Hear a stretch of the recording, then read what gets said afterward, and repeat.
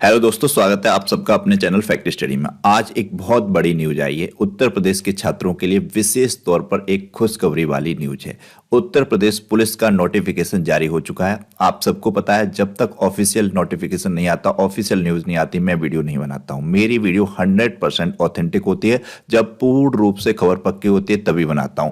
तो ये आप खुश हो जाइए, समझ लीजिएगा, उत्तर प्रदेश पुलिस वैकेंसी आ चुकी है। 60,244 पद आए हैं। बहुत बड़ी भर्ती है उत्तर प्रदेश के छात्रों के लिए, गर्ल्स के लिए भी, बॉयज के लिए भी। ये बहुत बड़ा मौका है।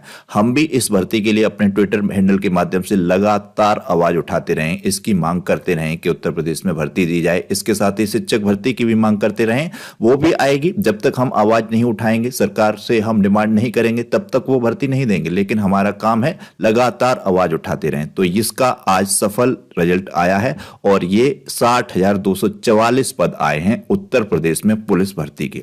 ये बिल्कुल ऑथेंटिक न्यूज आई है। तो इसको मैं डिटेल में समझाऊंगा। पूरा ऐड किया हुआ है पीडीएफ में, इसमें क्या क्या है, किस तरीके से ये भर्ती होगी। और ये बहुत अच्छी भर्ती है। सब उत्तर प्रदेश के छात्र इसमें लग जाएं। तो जैसा कि आप देख रहे हैं, ये उत्तर प्रदेश पुलिस भर्ती एवं प्रोन्नत बोर्ड के द्वारा जारी किया गया नोटिफिकेशन है। पुलिस में आरक्षित नागरिक पुलिस में पदों की सीधी भर्ती होगी। ये देखिएगा, आप अनारक्षित के लिए, यानी कि ये जनरल वालों के लिए कितने पद हैं? 24,102 पद हैं जनरल वालों के लिए। ईडब्ल्यूएस के लिए कितने हैं? 6,024 पद हैं। बहुत अच्छे पद हैं, एक एक सभी के लिए। अन्य पिछड़ा वर्ग के लिए 16,264 पद हैं। अनुसूचित जाति के लिए 12,650 पद हैं। अनुसूचित जनजाति यानी कि एसटी के लिए 1,204 पद हैं। बहुत अच्छी भर्ती है, बहुत बड़ी भर्ती है। तो ये मोस्ट इंपोर्टेंट है। प्लीज आप सब इसमें फॉर्म डालें। उत्तर प्रदेश का तो हर एक विद्यार्थी जो कि पुलिस विभाग में जाना चाहता है, आप ऐसा ही बनना चाहते हो, बड़े पद पे जाना चाहते हो, बाद में चले जाना, लेकिन अभी सिपाही का ये बहुत बड़ा मौका है, इसको नहीं चूकना है। 60,244 पद की भर्ती बहुत बड़ी भर्ती होती है। तो ये आप देख सकते हैं, आरक्षित नागरिक पुलिस के पद पर भर्ती हेतु पुरुष एवं महिला अभ्यर्थी पात्र होंगे। परीक्षा के पूर्व किसी भी समय रिक्तियों की संख्या परिवर्तित की जा सकती है। ये टर्म एंड कंडीशन तो ये रखते ही हैं कि हम किसी भी समय परीक्षा से पहले रिक्तियों की संख्या परिवर्तित कर सकते हैं। इसमें किसी प्रकार का कोई चेंजेस कर सकते हैं। तो हालांकि नहीं होगा चेंजेस, उम्मीद करते हैं। 60,244 पदों की भर्ती होगी। 60,244 विद्यार्थियों को नौकरी मिल जाएगी। अब ये जितने समय में करा लें, बिहार को देख के इनको थोड़ा सा मोटिवेशन मिला, उत्तर प्रदेश वालों ने भी भर्ती जारी की। बहुत ही उम्दा खबर है। तो ये देखिएगा, आपके फॉर्म पढ़ना कब से चालू हो जाएंगे। ऑनलाइन आवेदन शुल्क जमा प्रारंभ होने की तिथि है आपकी 27 दिसंबर 2023, यानी कि अभी 27 दिसंबर से ही आपके फॉर्म पढ़ना चालू हो जाएंगे। ऑनलाइन आवेदन जमा करने की अंतिम तिथि है 16 जनवरी 2024। 16 जनवरी लास्ट डेट है, उससे पहले आपको अपना फॉर्म फिल कर देना है। शुल्क जमा करने की अंतिम तिथि है 18 जनवरी 2024 और आपका जो शुल्क है वो है 400 रुपए। इस भर्ती के लिए 400 रुपए का फॉर्म पड़ेगा आपका, वो आपको डालना है। सभी विद्यार्थियों को डालना है। मैं कहूंगा जो शिक्षक बनना चाहते हैं वो शिक्षक की भर्ती आए तब बन लें, लेकिन अभी इसमें फॉर्म जरूर डालें। इससे बड़ी मौका आपको नहीं मिलेगा उत्तर प्रदेश में। ऐसे भी बहुत समय बाद भर्ती आती है।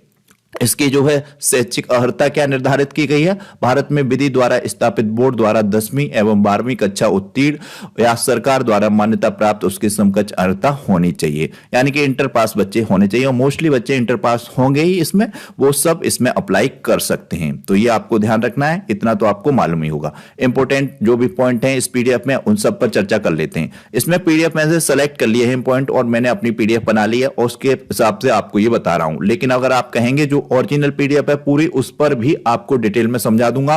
उसमें सारी इंफॉर्मेशन दी गई है, आपके सिलेबस से संबंधित भी पूरी डिटेल में जानकारी दी गई है, तो उस पर भी बात कर लेंगे। अभी इसको आप समझ लीजिएगा।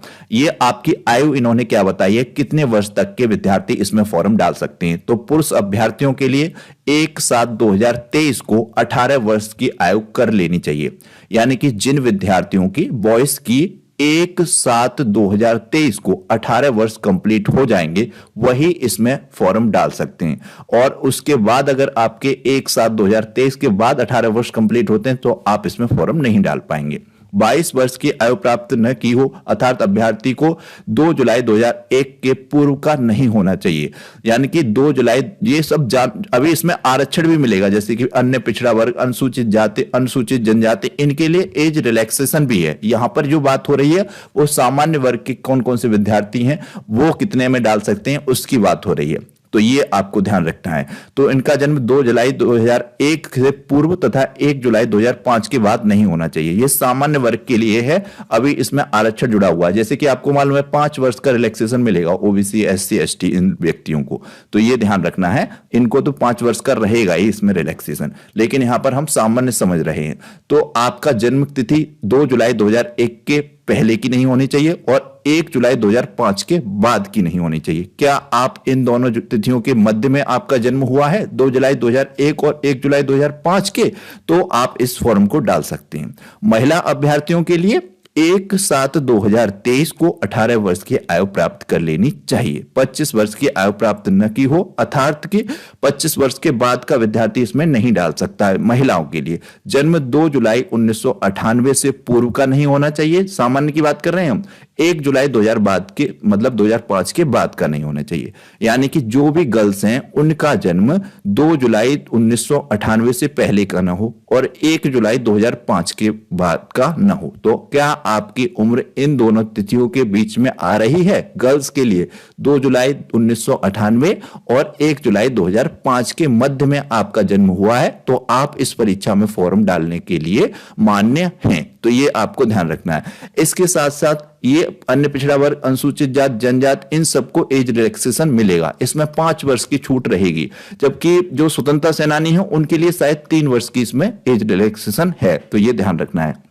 ये आपका एक चरित्र प्रमाण पत्र जिस तरीके से होता है, किसी प्रकार का आप में कोई आपराधिक मुकदमा दर्ज न हुआ हो पूर्व में, कोई सी थाने में आपके प्रति किसी प्रकार की कोई शिकायत या एफआईआर न हो, इस तरीके से। तो ये ध्यान रखना है। अगर कोई मामला चल रहा है तो जल्दी से जल्दी निपटा लीजिएगा, तभी आप इसमें पात्र होंगे। तो ये ध्यान रखना है। शारीरिक स्वास्थ्य से संबंधित इन्होंने कुछ ऐड किया है। किसी अभ्यर्थी को सेवा में किसी पद पर तब तक नियुक्त नहीं किया जाएगा जब तक मानसिक और शारीरिक दृष्टि से उसका स्वास्थ्य अच्छा ना हो। यानी कि शारीरिक स्वास्थ्य, मानसिक स्वास्थ्य तो अच्छा होना ही चाहिए। पुलिस की जॉब है तो इसमें तो ये देखेंगे ही दोनों चीजें। उत्तर प्रदेश पुलिस आरक्षी नियम 6 के अनुसार ये सब बातें इन्होंने बताई हैं, जो कि संशोधन हुआ था 2015 में। भर्ती की प्रक्रिया ये भी जो कि नियमावली 2015 में आई थी संशोधित, उसके अनुसार चलेगी। ये वेबसाइट है आपकी uppb.pb.government.in, इस पे सारी जानकारी उपलब्ध है।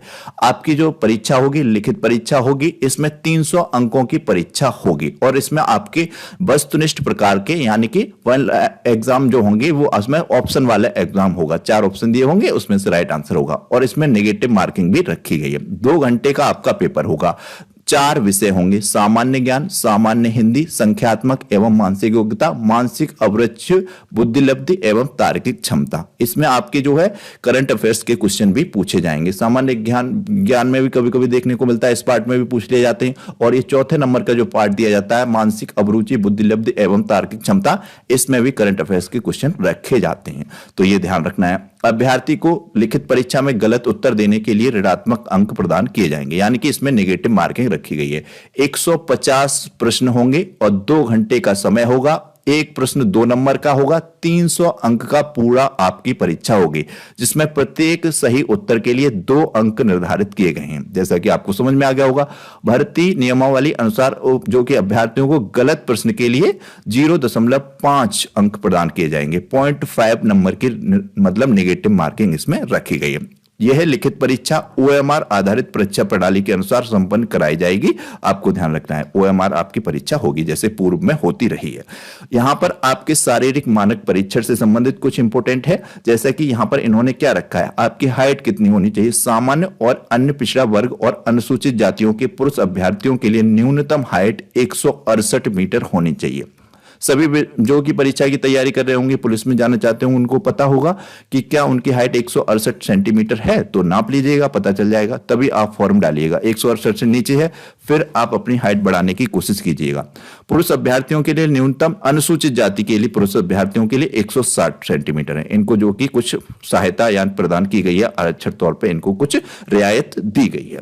यहां पर सीना कितना बताया गया है, अन्य पिछड़ा वर्ग, अनुसूचित जाति और अभ्यर्थियों के लिए न्यूनतम सीने की माप 79 सेंटीमीटर बिना फुलाए होनी चाहिए, न्यूनतम 79 सेंटीमीटर और कम से कम 84 सेंटीमीटर फुलाने पर होनी चाहिए, यह आपको ध्यान रखना है। और आपको 5 सेंटीमीटर सीना फुलाना अनिवार्य है, तो ये आपको ध्यान रखना है।